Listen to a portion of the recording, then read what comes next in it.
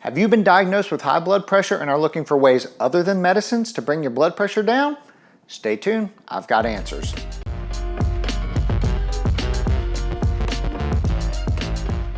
Thanks so much for watching today. Make sure you subscribe to my channel, hit that button and click that bell so you never miss a new recipe or a new health tip. I'm Dr. Blake, the cooking doc. I'm a board certified nephrologist. That's a kidney doctor. And did you know that kidney doctors are the experts in treating high blood pressure?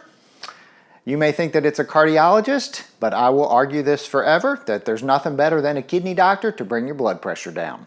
Remember, of course, though, that just because I am a kidney doctor, I am not your doctor. So this is just for informational purposes only. This is not medical advice. Don't make any changes in your health regimen without talking to your physician or your medical practitioner. Now, before we get to the top 5 tips to lower your blood pressure without medications, let's talk about the elephant in the room, medications. So medications are an unbelievably awesome way to lower your blood pressure. They will bring that blood pressure down if you take them regularly. And I know there are a lot of barriers to taking those blood pressure medicines regularly, such as side effects and cost and availability. But if you got access to medicines, if you can afford them, and if your doctor is prescribing them, take them, they will work. Okay, moving on now to the fun stuff. The number one way to lower your blood pressure without medications? Exercise. I like to think of exercise as a miracle drug because it has a benefit throughout the whole body. Now, we don't know exactly what type of exercise and for how long you need to exercise to lower your blood pressure. We do know that exercise helps. And if you get moving and start today, that will be a step in the right direction towards bringing that blood pressure down to a safe level. And how much does exercise work?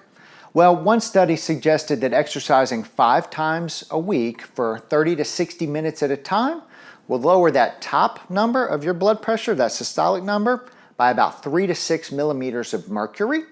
And that's about the same amount that a lot of the medications will work. So you can get the same benefit from exercising in a lot of cases as you would from taking that first medicine. I don't care what you start with as far as exercising, walking, biking, jogging, yoga. It doesn't matter to me.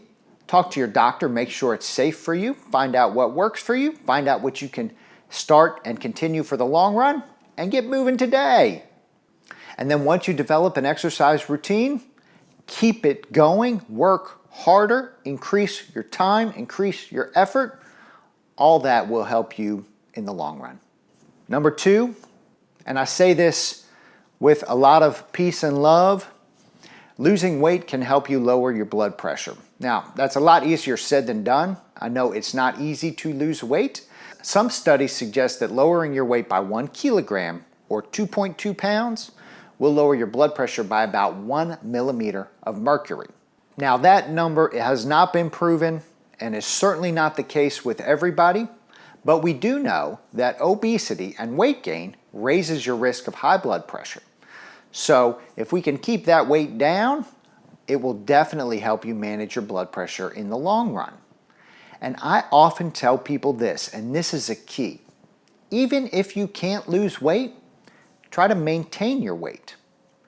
By not gaining weight, you're actually doing your body a lot of good. Not going up is a victory. Celebrate, it will help your blood pressure. Number 3, if you're still one of those people that smokes, and I know there are a lot of you out there that still smoke, quit smoking. When you take that drag of cigarette in your morning, that stimulates something in your body called the sympathetic nervous system. And that sympathetic nervous system makes your body go a little bit into overdrive. So your heart rate goes up and your blood pressure goes up. It can raise your blood pressure by up to 20 millimeters of mercury, and that can last for 20 minutes. So if your blood pressure is 130 and then you have that cigarette, it's all the way up to 150.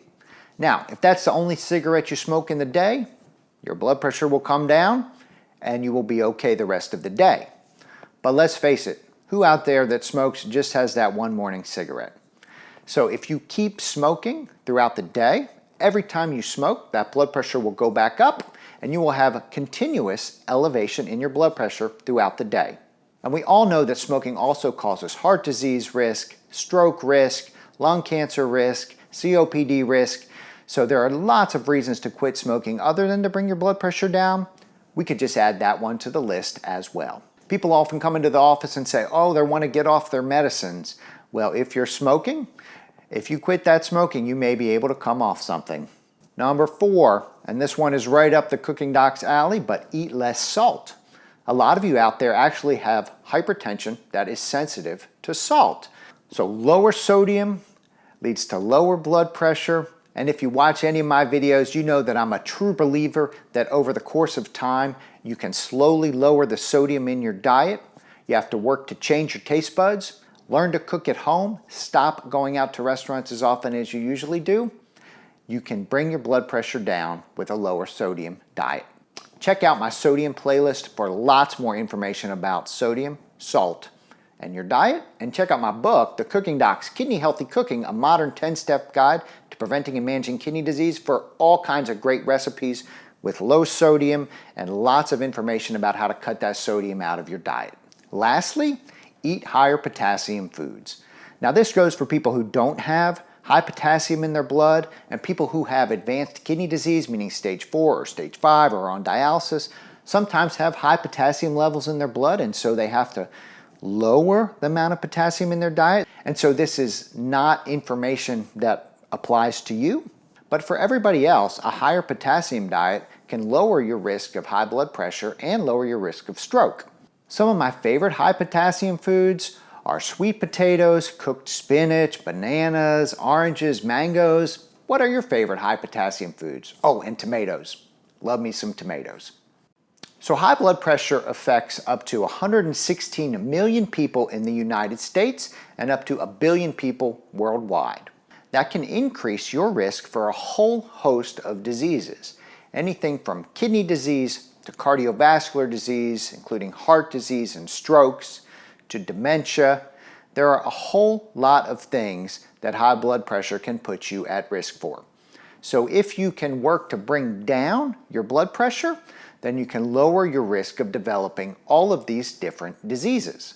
So there's not a worldwide consensus on what high blood pressure actually means, meaning what is the level of your blood pressure at which above that they call it hypertension or high blood pressure. For a lot of people and a lot of organizations, that number is 130 milligrams of mercury. That's the top number. The systolic number, over 80. For others, and for other recommendations, that blood pressure should be under 120 over 80. So there are some discrepancies in what the actual definition of high blood pressure is, and depending on your personal risk factors, you may have a different blood pressure goal. But the bottom line is we need to keep that blood pressure at least below 140 on the top, and for a lot of you, preferentially much lower than that. Thanks so much for watching. I'm Dr. Blake, the Cooking Doc. Make sure you check out my website, thecookingdoc.co. Subscribe to my channel, like this video, give me a comment, share, buy my book, The Cooking Doc's Kidney Healthy Cooking, a modern 10-step guide to preventing and managing kidney disease if you like the information in this video. And stay tuned, we will see you next time.